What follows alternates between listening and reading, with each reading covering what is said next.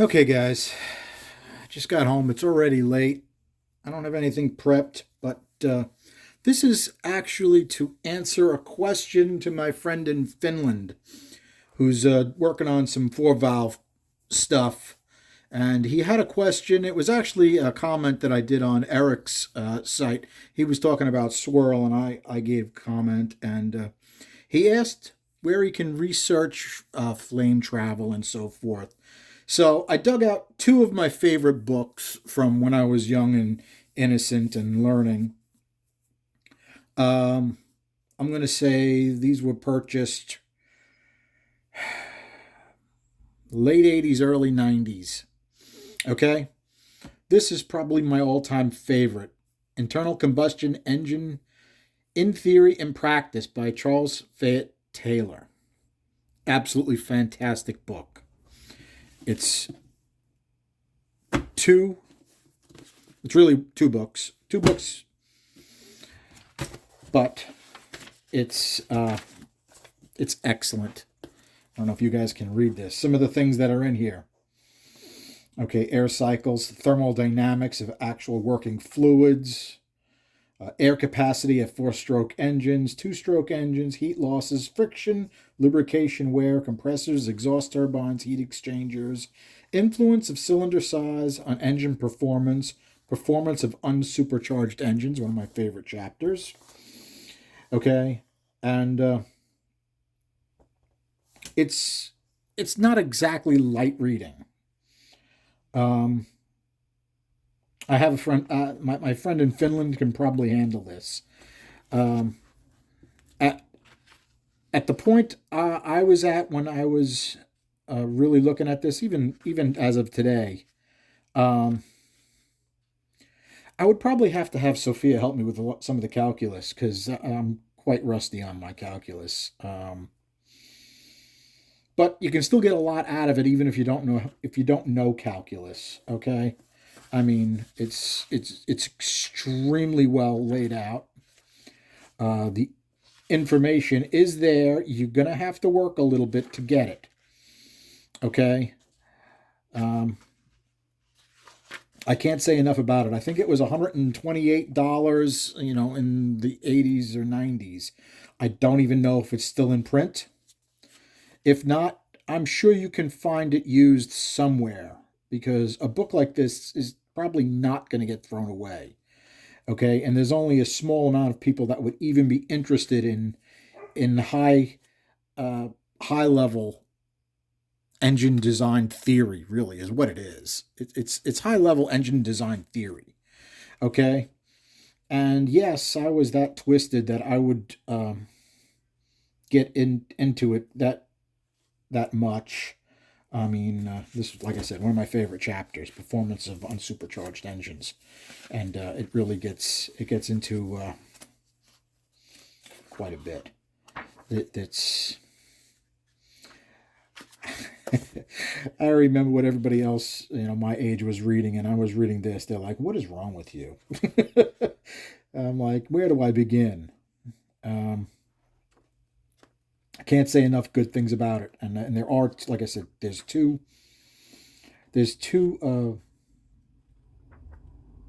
I'm trying to find. There's a certain page I'm really looking to show you guys.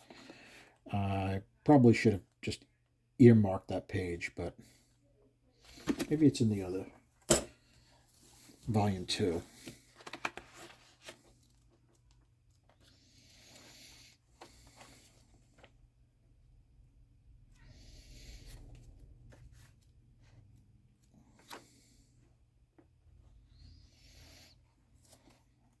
They went over a bunch of testing, a bunch of different fuel stuff, uh, fire fuels, mechanical failures. It really gets into a ton of different things. It's very well done. I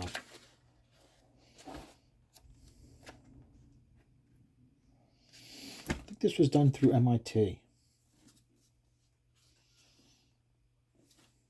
Can't remember,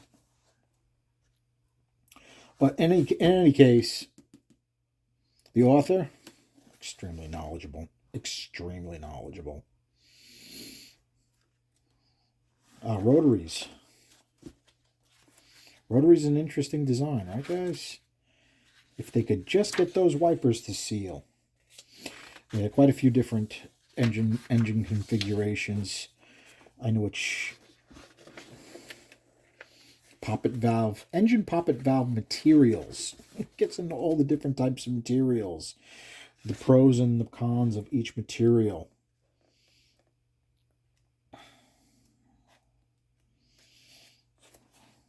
Stuff such as gear design, stress, and different things. You know, and it was funny.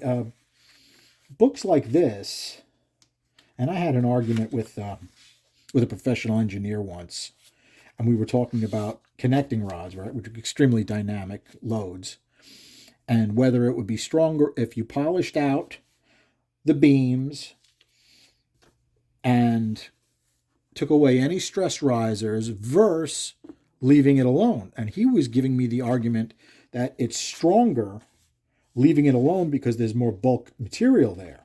And I said, yeah, but there are these tiny little fissures and stress risers that would give a crack a place to start. And needless to say, because he was an engineer, he wasn't giving up his argument, but I know. Any of those connecting rods, those old GM connecting rods that I spent a week working over, never had a failure, right? Different pent roof configurations, and it gives you all the valve area ratios and so valve flow coefficients, different valve designs, right? Sodium filled exhaust valves. My 88 truck actually had sodium filled exhaust valves. My 88 1-ton truck had 3/8 stems, sodium filled exhausts. And the heads were actually a special head because it had a huge boss around it. And that's actually how I ruined those heads, is I didn't realize that boss was for extra cooling of the exhaust. It wasn't just an iron boss. It was an iron boss that was filled with extra cooling water around that head. And that really sucked because those were high helix heads with really big valves, and they worked really, really well. I wouldn't mind doing another set of those heads someday. Those are the original Vortec heads. And crankshaft design. There's actually a section, I don't remember. I know there's a section in this book of something as simple as this, right? I-beams versus H-beams. Excellent stuff. And let's face it, even though this is quite a dated book, the engineering hasn't changed. You know, the loads that are imposed by them haven't changed. Okay, yeah.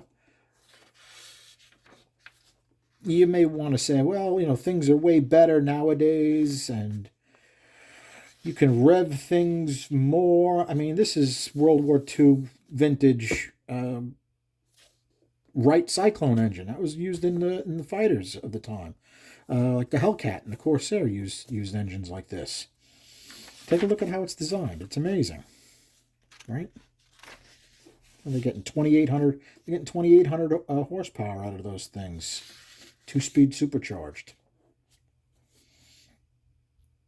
Cylinder heads for water-cooled engines. Can't say enough. I can't say enough good stuff about it. Literally, you could lose yourself for weeks on this. Weeks on this book. Multiple different designs. They go over the designs, and something as simple as bolt design.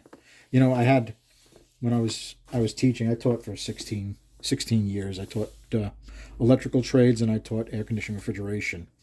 And one of my students made a joke. Nobody wanted to do any work that day. How about we have an easy lesson on nuts and bolts? Yeah, well, guess what? That lesson went on for about 3 days. They were pulling their hair out because even though they were going to grow up to be an electrician, a good electrician knows about bolts and fasteners and bolt stretch and torques. I mean, as soon as I got my job that I'm at now, The guy's like, you can buy any tools you want. I'm like, I want an electrician torque wrench. He looked at me like I had four heads. It's a $1,200 kit.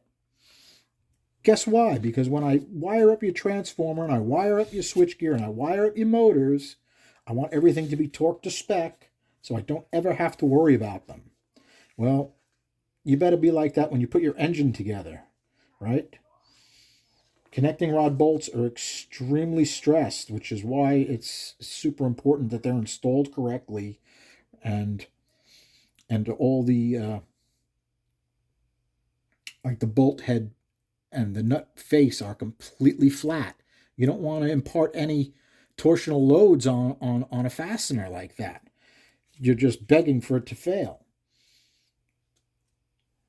I was having a conversation with a customer last night, and we were talking just about this exact thing, And I was telling him the story about Tony Persico. I worked next to him for 16 years. Great guy. He actually owns a drag strip in Georgia right now. That's how much of a motorhead he was, right? So we would talk engines and so forth, and I would tell him all the things I would do to connecting rods. He's like, Charlie, you're out of your mind. You don't have to do any of that stuff. I take a bone stock Chevy connecting rod and rev it to 8,800 RPM. And I'm like, come on, Tony, you're full of it. That's impossible. He's like, no, really. That's what I do. And he put him in his dragster. What was he running? He was running like 890s or something in his dragster. He used to use junkyard 350 parts. And when it would blow a rod, he'd pull another rod out of a 5-gallon bucket and pop it in and make another run. Oh, he's a great guy. I have to go visit him someday. Okay. Oh, different configurations. Excellent stuff. I can't say enough good stuff about it. Of course, this is not for your garage mechanic kind of guy. I mean, there's probably only a handful of guys that are even watching my channel that are this nutty. Okay. Yeah, I mean, in reality, I probably missed my calling. I probably should have been a mechanical engineer, but it didn't really work out that way. So I do it the way I want to do it now. I research what I need to research to get done what I need to get done. And had very good luck doing my research and getting things done. There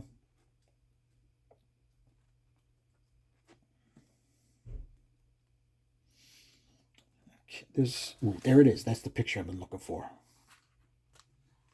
Okay. This is for my friend in Finland. Okay, this is actually, I believe this is a diesel. Yeah, this is combustion and diesel engines, but let me make sure you guys can see that. Okay. Sorry, I really wasn't paying attention to the camera, guys. But there's different sprays, right? They're doing a 2-orifice nozzle, 6-orifice nozzle, and then they're going. Oh, this is a 16-orifice nozzle. There's another one. I don't know if it's in this book or the other book, and it would actually tell you could see the flame propagation, right, as it's going through its phases in crankshaft degrees. There's more stuff like that. I don't remember if it's in this book or it's in the other book I wanted to show you guys tonight.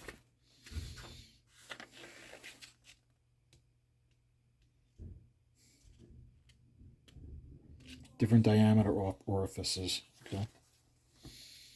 And you know what's really interesting? Guys will be like, what are you studying diesel engines for? If you pay attention to the trends nowadays, a modern gasoline high-performance engine has a ton of diesel technology in it now. Right? Direct injection, sump and piston combustion.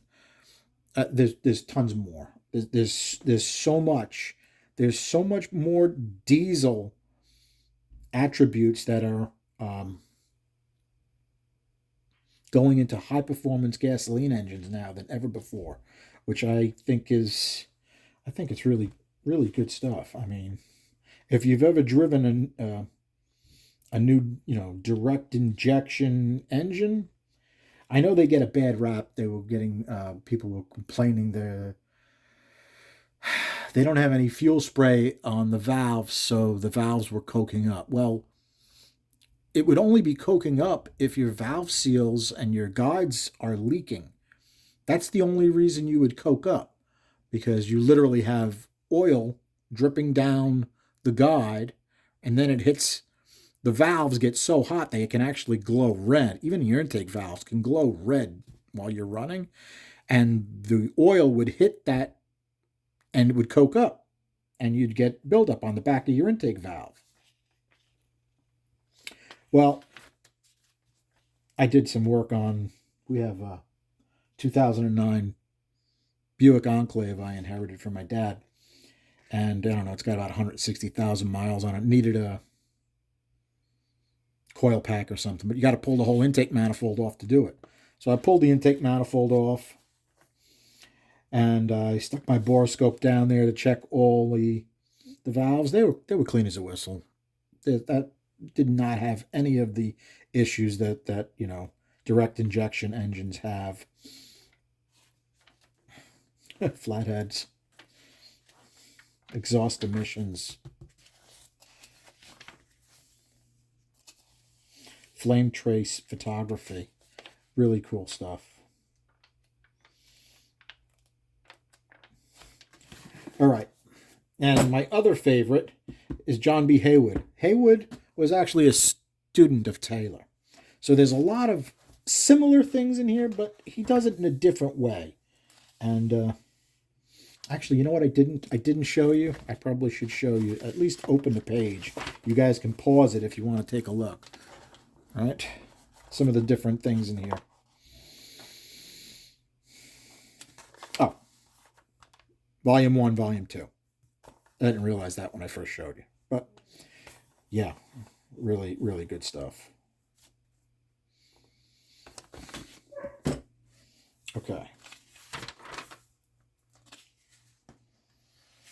I got this book a little bit later, I believe. 1988.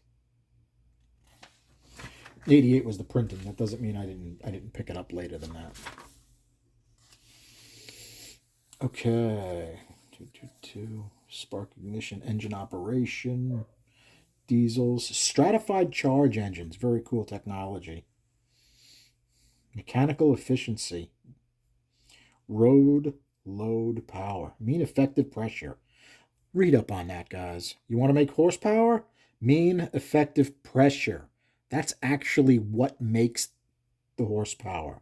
That's the pressure pushing down on your piston. Specific fuel consumption and efficiency. That's another thing a lot of guys don't get. You'll get this BS. Oh, you got a hot rod. You're destroying the world. Blah blah blah. I'm an environmentalist. I get the horsepower by making it more efficient at what it does. It's converting fuel to mechanical energy and not just turning it into heat.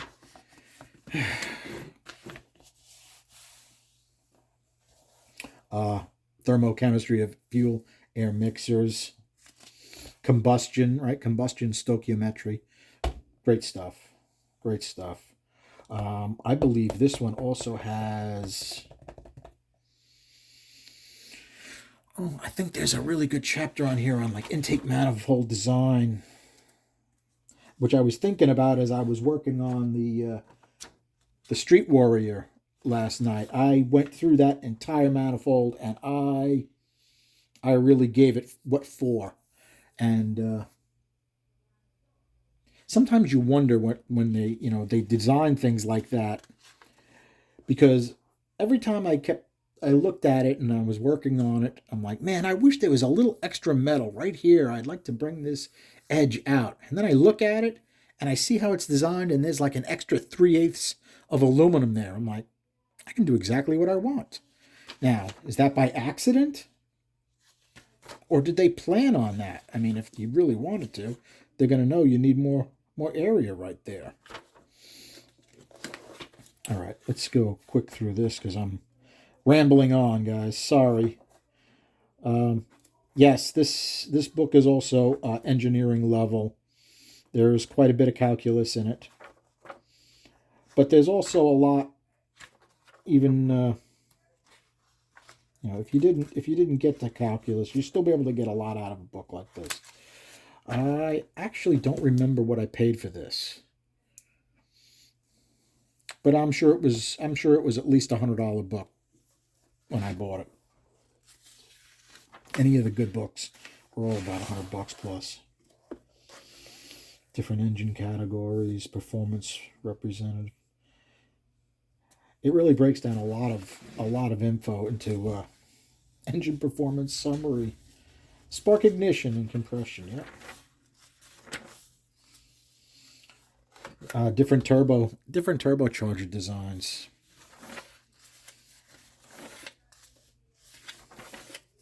And if you really want to be technical, it's called a turbo supercharger. Okay? Because it's really a supercharger, right? It's pressurizing the intake and it's getting its mechanical energy from the wasted energy of the exhaust, which is one of the reasons it's so efficient, right? I always preferred turbo superchargers, or as everyone else calls them, just turbos. Okay, supercharged and turbocharged engine performance. They usually call it a turbo supercharger in these books. This is interesting, right? How the bowl and piston chamber design for diesels, which they're using now in gasoline engines. Air swirl bowl and piston design. That was what we were talking about on Eric's post. He was doing a thing on swirl, and and we can talk about that for a second. Why not? A lot of the guys that do real high performance engines say swirl is a bad thing. You're wasting energy swirling the air when you should be using that energy to fill the cylinder. And they're right. But it also depends where you need your power band of the engine to be. If you're only revving it over 5,000 RPM, really don't need any swirl. You got more than enough turbulence in there. In fact, you could probably get away with 3,000 RPM and up.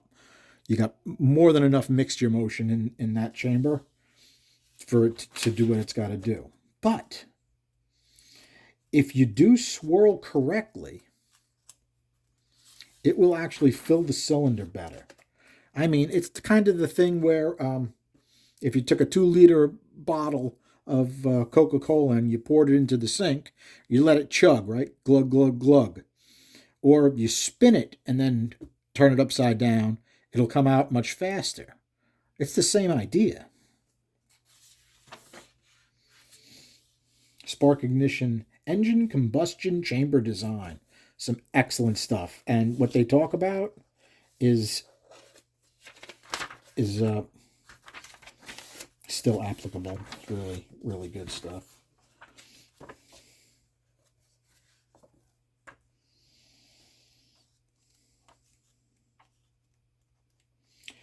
So as far as like street engines and so forth, I thought it was interesting when I finally got my flow bench, right? I had a bunch of stuff that I've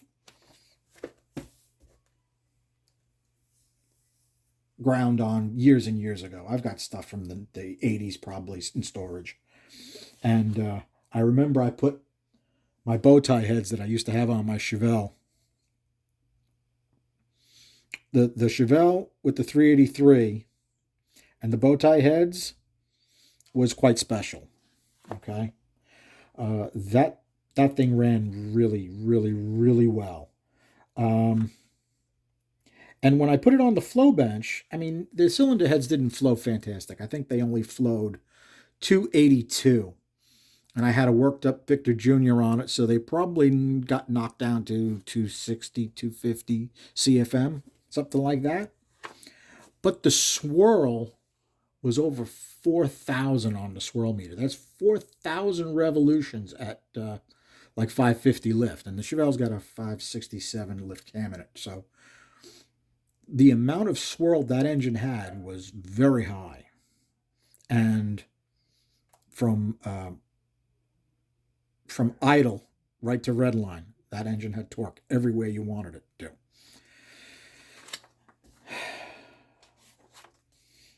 So swirl is super important. If you need a wide power band and you're gonna be driving stuff on the street, or if you got a heavy sedan or a truck, swirl is your friend. Okay. And then there's the other thing, if there's too much swirl, it'll centrifuge the fuel out. Well, that's true, but is it the swirl's issue, or is it your fuel droplet size is too big? Okay, if you got a crappy mixer, your carburetor is dumping chunks of fuel in, big fat droplets. When that hits the airstream and starts swirling, the momentum of that is going to carry it out to the cylinder wall. Well, you don't want liquid fuel on your cylinder walls because it's going to wash the oil barrier right off and just eat your rings right up, right? So that isn't good.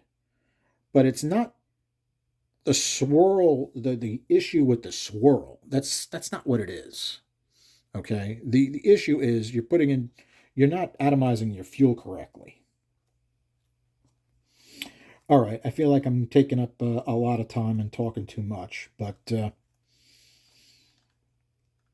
there's another picture that's in the back of my mind that I really wanted to show you guys. And I probably should have taken a few minutes and looked through the book and just earmarked everything, so I apologize for that.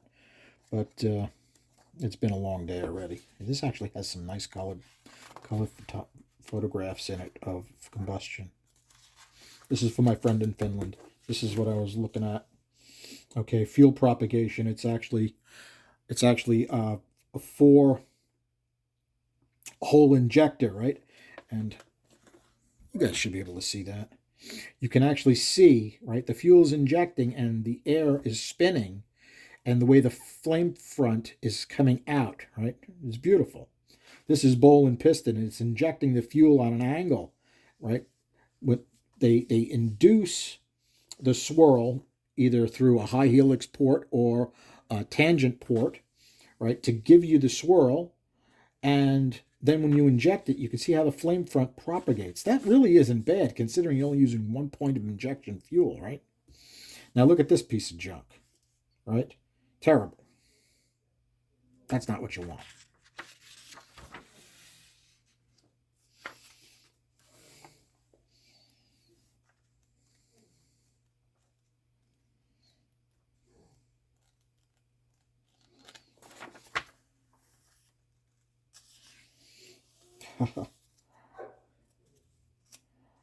You can actually see, and it was funny too. I actually mentioned that on Eric's post. Is the way the small block Chevy has swirl, right, in one direction, right? It comes out and it goes around the cylinder. But if you notice the way I notch the exhaust, the deck by the exhaust, right, when the piston comes up to top dead center during our compression stroke, that little notch, right, the air is swirling this way, but then you have the notch on this side. It starts pushing the air back against that swirl. So you create a huge amount of turbulence. And I could see back in the 80s and 90s that you could see on the burn pattern of the piston, and you could see on one side of the plug, the turbulence would come by the plug, and you're actually showing the spark kernel twisting from the swirl. If you have too high a tangent air across the spark, you can literally blow the spark plug out. Makes a difference how many joules of energy your spark is getting. Mixture motion is really important. Guys that dismiss mixture motion are really losing out on a lot. Um, like four valve guys, they four valve engines thrive on tumble, right? It's tough to get swirl. Well, take a look at DV's polyquad design. What he did is he used four different size valves and increased one intake runner a lot more than the other runner to impart swirl to basically a tumble type combustion chamber, and got excellent results. He tried to sell it to all the many manufacturers. They wouldn't have anything to do with it, which I think is interesting because if it's done properly, it would improve horsepower, fuel economy, and emissions. I don't know. Maybe I'm missing something. Squish. We could talk a long time about squish, guys. Ah, love this page. Love this, love this, love this. Okay? This is a high helix port. This is actually what I had in my 88 truck, right? And I love that it was in this book. And it's really interesting because if you take a look at it, right? If you take a look at this diagram, right, it's showing you swirl, axial momentum, and radial momentum versus a deflector style port, okay, which is like it's not quite small block Chevy. Small block Chevy would be turning. No, that's the way a small block Chevy turns. Yeah, that's the way a small block Chevy turns. Okay, if you take a look at this and you take a look at this, take a look at how much better this flows around the periphery of the valve than this does, right? This wants to skip over the short side radius and exit this way, which is a major problem on this type of head, right? But these actually work better up until the point they don't work better anymore, right? When I did my high performance swirl heads on my truck, I used the 2055 intake valve. It was originally 194, and it was back before I had a Sonic. I have no idea how thin those castings were. Probably pretty thin, but those heads ran really well. When I changed them out, for AFR 190s that I put 2055s in and 1.625 exhausts. And I did a nice job on the AFRs. The AFRs flowed about 262 because I had them all the years later when I finally got a bench. Okay, the swirl ports didn't flow nearly that much, probably maybe 220.